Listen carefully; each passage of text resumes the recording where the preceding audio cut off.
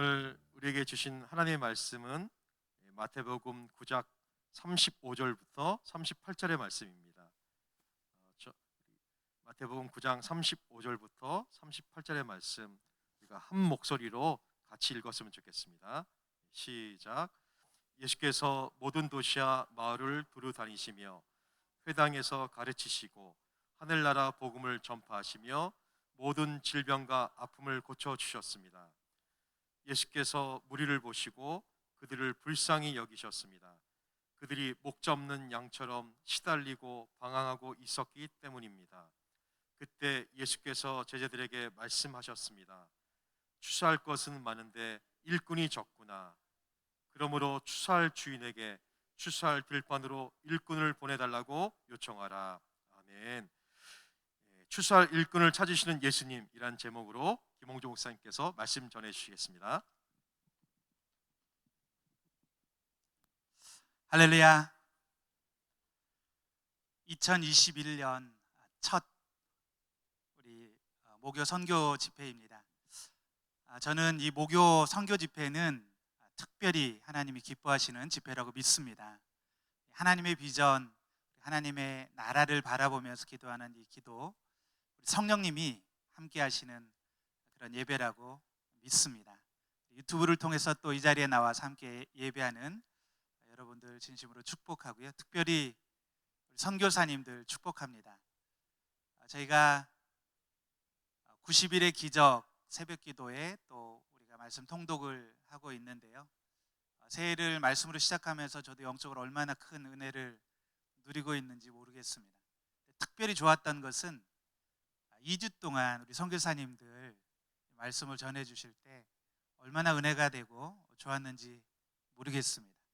또 선교 헌신 주간 때 담임 목사님 말씀도 좋았고 또 선교지 영상도 좋았는데 버추얼 콰이어 기억나십니까? 선교사님들 영상이 이렇게 쫙 나오는데 제가 이제 토요 2부 사회였거든요. 눈물이 얼마나 이렇게 쏟아지던지 우리 아는 선교사님들 선교지에 계시는 선교사님들 한 분 한 분 얼굴을 뵈니까 제가 막 눈물을 주체를 못하고 사회를 보는데 정말 난감했습니다. 선교사님들 사랑합니다.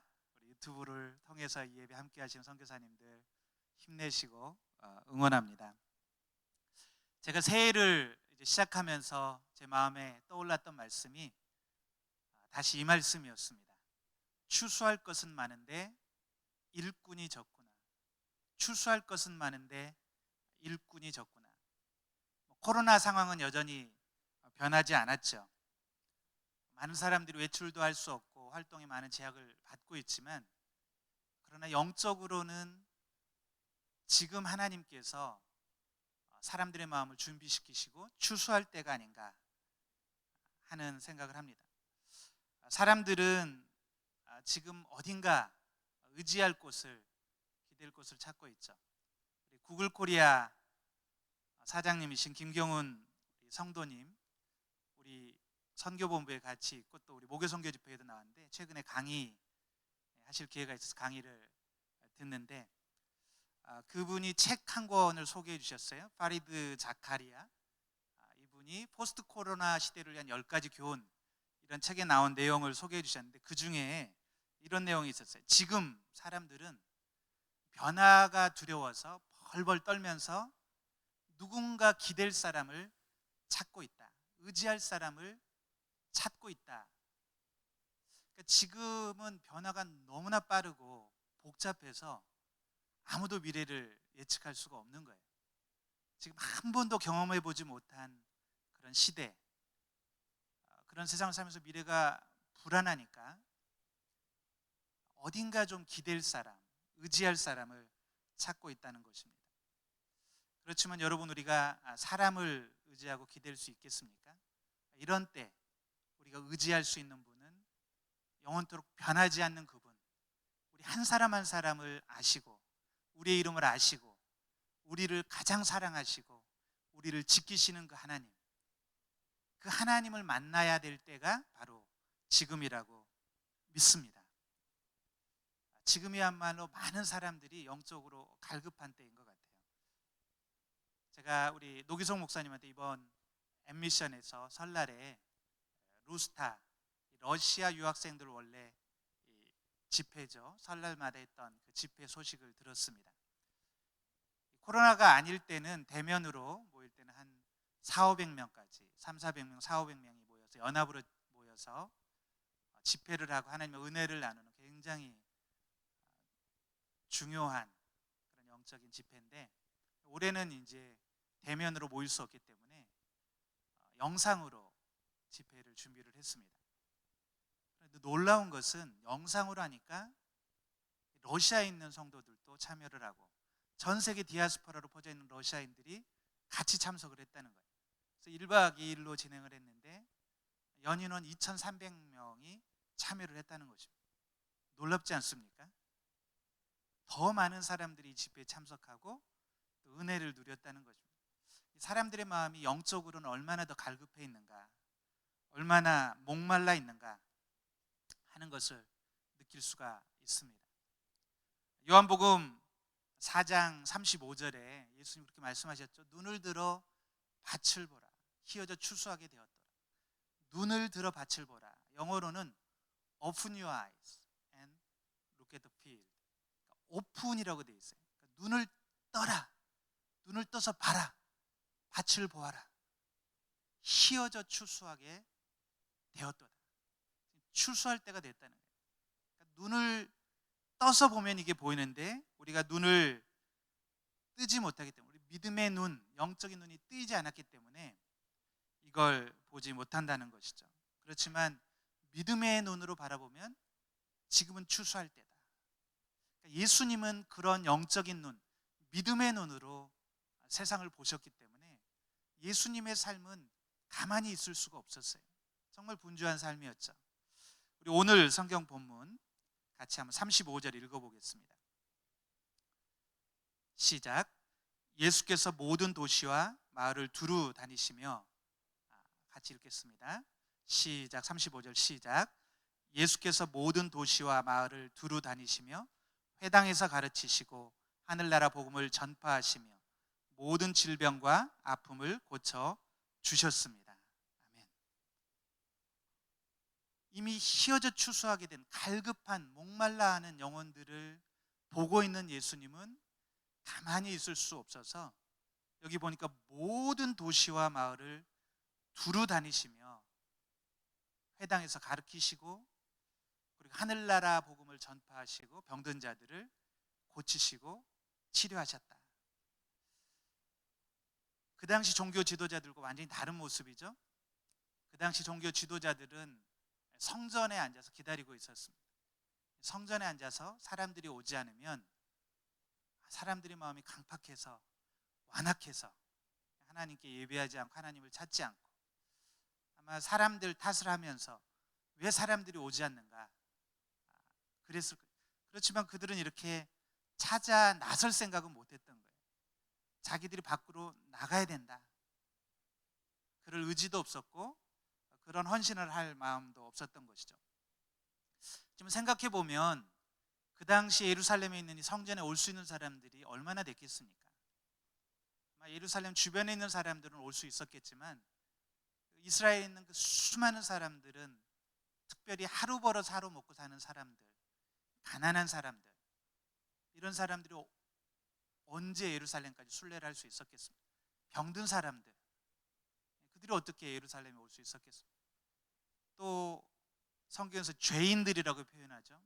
스스로 자기 자신에 대한 죄책감, 수치심 이런 것에 휩싸이는 사람 스스로 성전을 찾아오기는 쉽지 않았을 것입니다. 예수님은 그런 사람들의 영적인 상태, 마음의 중심을 아셨기 때문에 그들의 마음 속에 있는 고통과 아픔과 또 그들 마음의 깊은 곳에 있는 목마름을 아셨기 때문에 예수님은 그들을 찾아 나서신 것이죠. 예수님 눈에는 그들이 보였던 것이죠.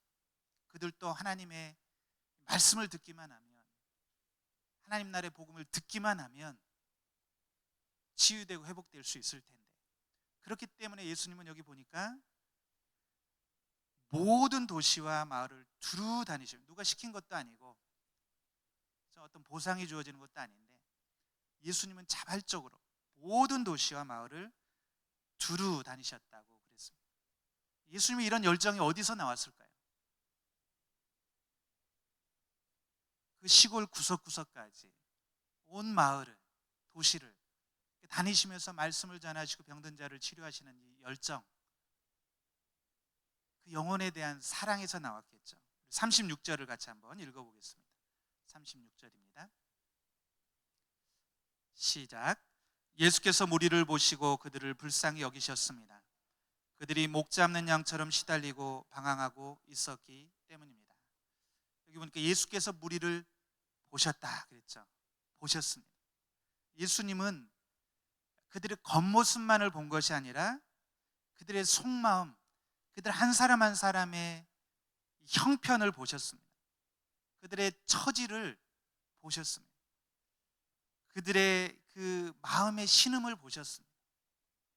그리고 예수님 안에 끓어오르는 불쌍히 여기는 마음, 컴패션, 불쌍히 여기는 마음이 있었다고 말하고 있습니다. 그들을 보고 불쌍히 여기셨다고 말하고 있습니다.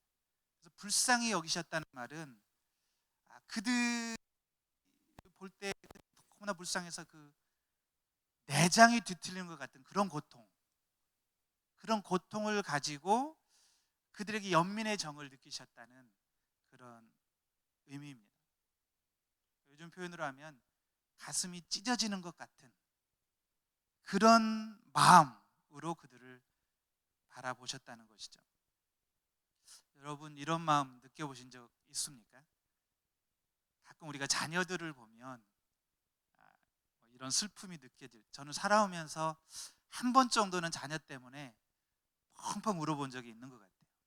이런 마음.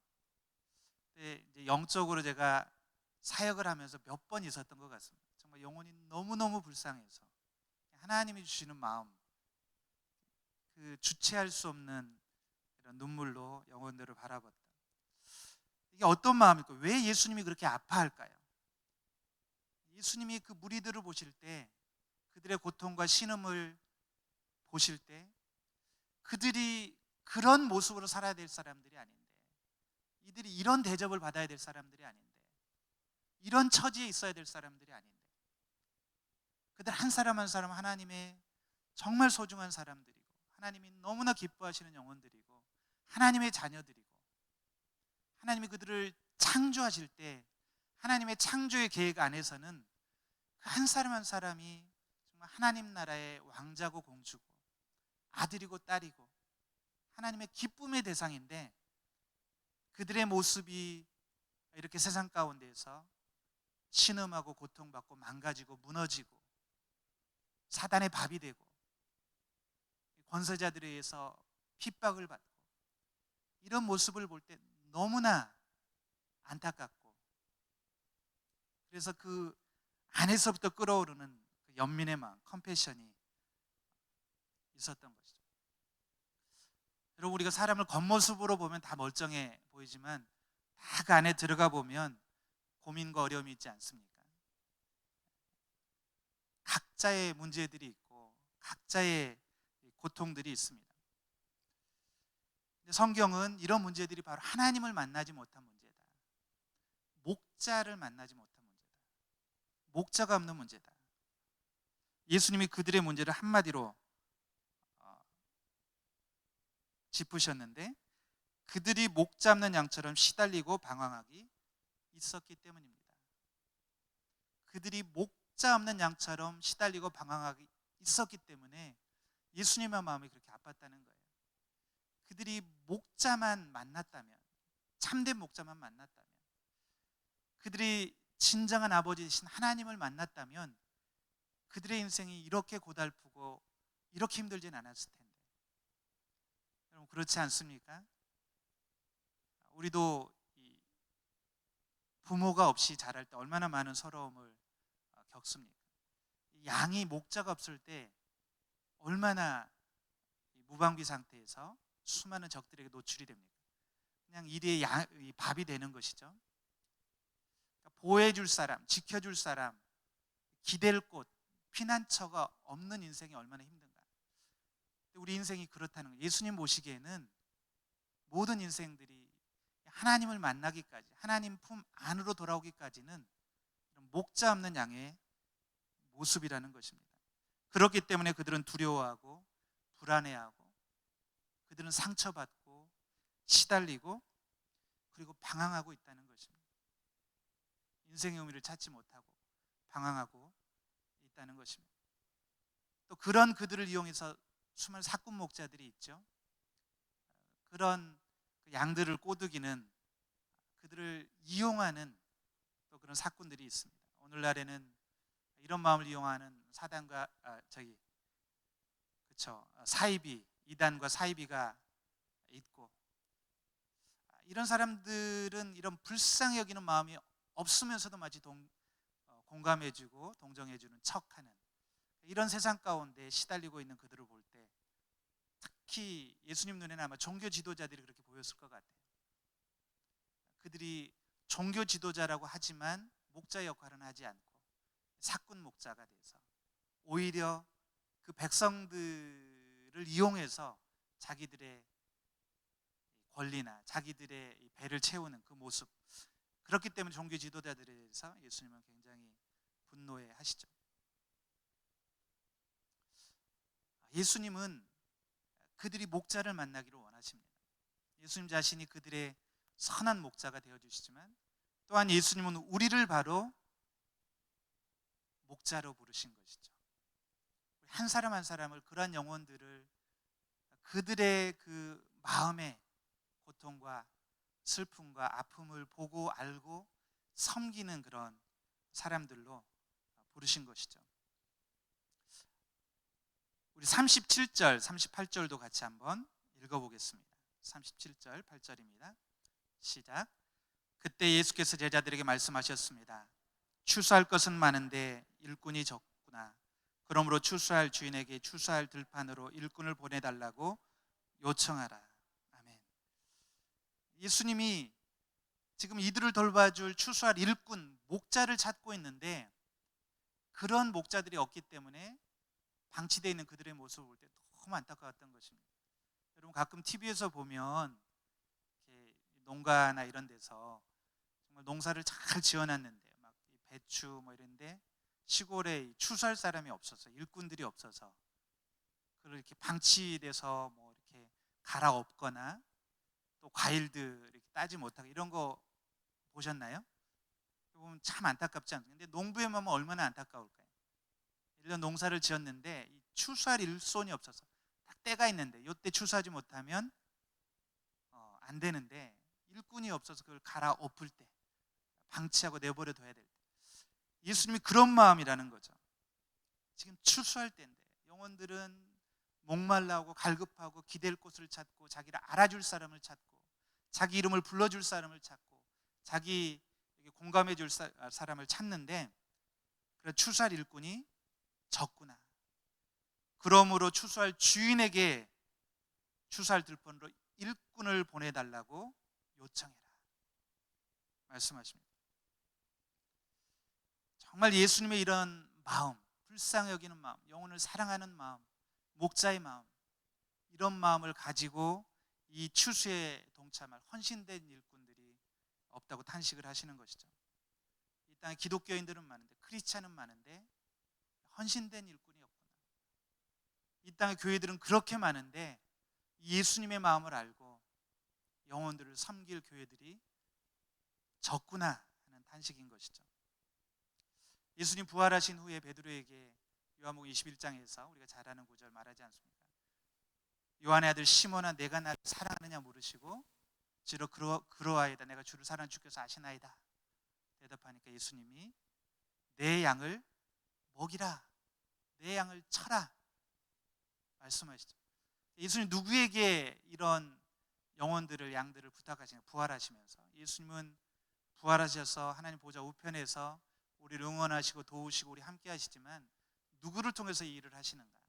바로 이 예수님의 사랑을 경험한 사람들, 십자가의 사랑, 십자가의 그 용서의 사랑을 경험한 사람들을 부르셔서 예수님의 이 출세에 동참하라고 부르시는 것이죠. 여러분, 이 세상에는 우리가 눈을 열어서 보면 목자가 없어서 시달리고 방황하는 수많은 영혼들이 있습니다. 제가 언젠가 한번 말씀을 드린 적이 있는 것 같은데, 제가 인도네시아 수마트라 섬에서 사역을 했는데, 제가 처음 수마트라 섬에 들어가서 정말 많이 이렇게 시골 구석구석 차를 타고 많이 다녔습니다. 어떤 때는 일주일씩 이렇게 다녔는데, 그때 하나님이 주셨던 마음이 이런 마음이었어요. 정말 곳곳에 이렇게 영혼들이 많은데 너무 많은 거예요. 시골에 들어가 사람들이 너무 많고, 오후 4시만 되면 이 강가에 이 청년들이 그냥 쫙 나와가지고 할 일이 없으니까 이제 거기 이렇게 나와서 얘기하고 잡담하고 거기서 또 데이트하고 뭐 이러는 거예요. 갈 데도 없고. 그 청년들이 이렇게 많고, 정글 같은데 멀리서 보면 정글인데 안에 들어가 보면 마을들이 있고, 거기에 영혼들이 가득가득 있는데, 수마트라에만 4,500만이 있거든요. 그 섬에만. 그렇게 많은 영혼들이 있는데 평생 한 번도 복음을 들어볼 기회가 없고, 예수님의 이름을 들어볼 기회도 없고, 그렇게 살다가 죽는 사람들이 그렇게 많더라고요. 막 마음에 너무나 안타까운 거예요. 하나님, 불공평하지 않습니까? 불공평하지 않습니까? 이 사람들은 어떻게 합니까? 평생 한 번도 이 복음을 들어볼 기회조차 갖지 못하고, 아무도 이들을 위해서 기도해 주는 사람도 없이 이렇게 살다가 죽는다면 너무나 안타깝지 않습니까? 근데 이제 선교지 또 이렇게 다녀보면 곳곳에 그래요. 제가 아프리카 꼬트디부아르를 갔는데, 그때도 시골에 이제 차를 타고 갔는데, 차가 마을에 딱 멈췄는데 어디서 몰려왔는지 정말 아이들이 새까맣게 몰려오는 거예요. 너무 놀라서, 한국은 이게 지금 아이들이 없어가지고 걱정인데 아프리카는 애들이 너무 많더라고요. 깜짝 놀랐습니다. 어디를 가나, 난민촌에 가보면 거기에도 영혼들이 가득가득하고, 그렇게 수많은 영혼들이 있는데, 그런데 그들에게 복음을 전해줄 사람이 없어서, 일꾼이 없어서 추수하지 못하는 예수님의 마음. 여러분, 코로나 상황이기 때문에 선교가 안 될까요?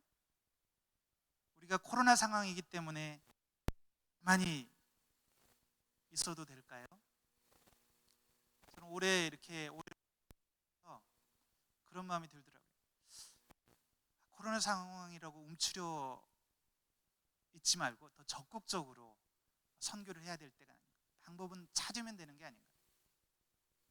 제가 우리 온누리 선교사님 존경하고 사랑하는 분들 많습니다. 정말 제가 고개가 숙여지는, 여기서 말하는 진짜 목자, 영혼들을 사랑하고 이름도 없이 빛도 없이 헌신하는 많은 분들이 있습니다. 제가 존경하는 이런 분들이 큰 사역을 하고 박사학위가 있고 이런 분들이 아니고, 실명을 얘기를 해도 되는 건지 모르겠는데 우리 선교사님들 다 존경하는데, 여기서 같이 기도하고 있었던 우리 조문숙 선교사님 저한테 큰 도전을 줬어요. 여기서 우리 기도도 같이 하고 선교 보고도 했죠. 조문숙 선교사님 60대 선교지 나갔어요. 제가 나라 이름은 얘기를 안 하겠는데 그 길을 제가 갔다 와봤기 때문에, 거기 우리 이영재 선교사님 너무 훌륭하시지만 그 시골을 갔다 와봤기 때문에 제가 다녀본 선교지 중에서는 가장 열악한 것 같아요. 정말 이렇게 나무로 이렇게 우물처럼 지어놓고 사람들이 다 살더라고요. 근데 우리 조문성 교사님은 60대에 나가셔서 뭐가 그렇게 기쁘신지 늘 성령 충만하시고, 그 시골을 다니면서 그 의지할 데 없는 남편도 떠나버리고 이런 과부들, 할머니들 다니면서, 그 언어도 이렇게 짧으실 텐데 복음을 전하시고 그러시더라고요. 근데 결국은 몇 년 안 돼서 열매들이 나타나는 거예요.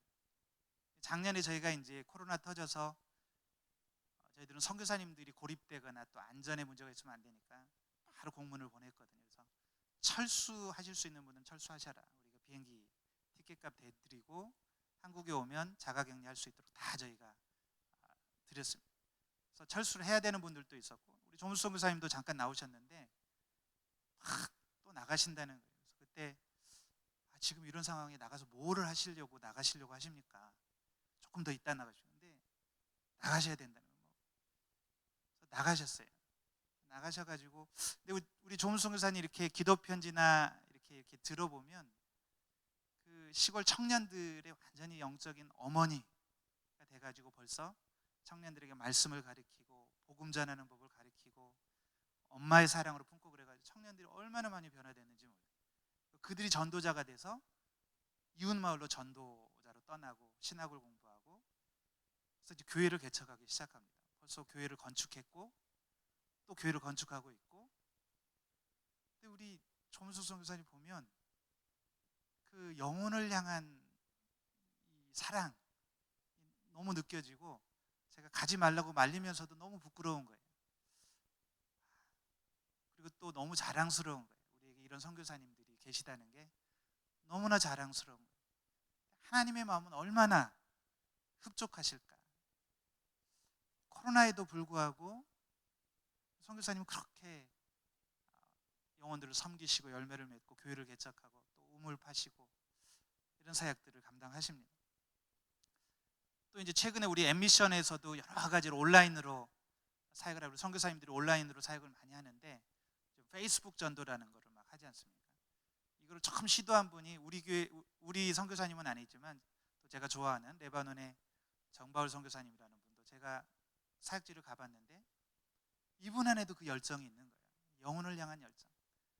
그 난민촌 굉장히 열악한 곳 사시면서 그렇게 복음을 전하시고 아이들을 이렇게 컨테이너를 놓고 학교를 하시는데 아이들이 얼마나 성령 충만한지요. 얼마나 기도를 많이 하고 얼마나 말씀을 암송하고 집에 돌아가서 이제 초등학생들이 집에서 가정 예배를 인도하고 막 깜짝 놀라서 저는 태어나 처음 봤습니다.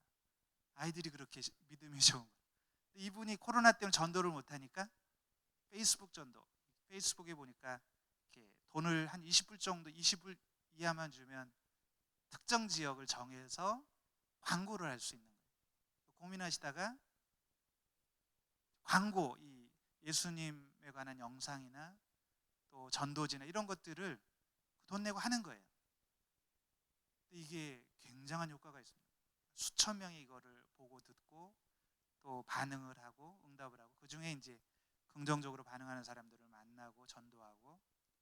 그래서 우리 지금 엠미션에서 하는데 제가 이분들을 보면서 정말 영혼에 대한 사랑, 그 예수님의 마음이 있으면, 불쌍히 여기는 마음이 있으면 어떻게든 방법은 있습니다. 이런 분들은 말릴 수 없는 분들이에요. 이런 분들은 어떻게 해서든지 복음을 전하는 분들이죠. 코로나 때문에 어려운 것은 사실이지만 우리 주변에는 여전히 수많은 사람들이 영적으로 갈급해하고, 그리고 여러 가지 미래에 대한 불안, 두려움으로 기댈 곳, 의지할 곳을 찾고 있습니다. 이런 때야말로 그들을 위해서 중보하고 함께해주고 격려해주고 또 말씀을 주고 복음을 전할 목자가 필요한 시대라고 믿습니다. 저는 이곳에 모인 여러분들, 그리고 유튜브를 통해서 함께 하시는 모든 분들이 올해 이런 마음으로 작정했으면 좋겠어요. 하나님, 저에게 목자의 마음을 주셔서 어딘가에서 힘들어하고 신음하고 고통받는 그 영혼들을 내가 찾아가게 도와주시고 전화하게 도와주시고 또 위로하게 도와주시고 전도하게 도와주시고 힘이 되게 도와주십시오. 저도 좀 올해 제가 좀 성경 보면 좀 바빠서 한 2년 동안 공동체를 쉬다가 제가 교회 요청을 해서 우리 공동체를 이제 담당하게 됐습니다. 제 마음 한구석에는 그런 마음이 있었어요. 영혼을 섬기고 싶은, 성도님들을 섬기고 싶은, 내가 선교지에 가서 하지 못하지만 좀 그런 마음이 있었어요. 근데 참 좋더라고요. 우리 새 가족들 오면 줌으로 이렇게 만나서 신방하고 만나고 또 말씀 같이 공부하고 잘 섬길 수 있을지 모르지만 그런 마음은 있습니다. 하나님 목자의 마음을 주십시오. 목자의 마음을 주십시오. 그래서 한 분이라도 더 만나고 한 분이라도 더 위로하고 격려하고 섬기고, 그래서 정말 나를 통해서 영혼이 회복되고 힘을 얻고 그런 것들을 좀 보게 도와주십시오. 저는 2021년 한 해 우리가 그렇게 목자의 마음으로 예수님의 사역에, 예수님의 추수에 동참하는, 추수할 것은 많은데 일꾼이 적구나 말씀하신 그 예수님의 마음을 알고 함께 헌신하는 모든 선교사님, 또 이 자리에 모인 모든 성도님들 되기를 간절히 축원합니다. 기도하겠습니다. 하나님, 우리가 목 잡는 양처럼 유리하고 방황하고 신음하고 우리가 인생의 무의미와 허무로 고통당하고 있을 때 우리를 찾아와 주시고 만나 주시고 우리의 영원한 아버지, 우리의 영원한 구원의 소망이 되어 주신 주님을 찬양합니다. 우리 영혼의 목자가 되어 주신 예수님을 찬양합니다. 하나님, 주님을 우리도 소개하기 원합니다. 목자 없이 시달리고 방황하는 수많은 이 세상의 영혼들에게 예수님이 참된 목자, 선한 목자이심을 알리고 구원의 복음을 전하고 그들이 그리스도 안에서 영원한 생명, 천국의 생명을 누리는 것을 함께 바라보며 즐거워하기를 간절히 소망합니다. 우리를 그렇게 사용하여 주옵소서. 감사하며 예수님의 이름으로 기도드렸습니다.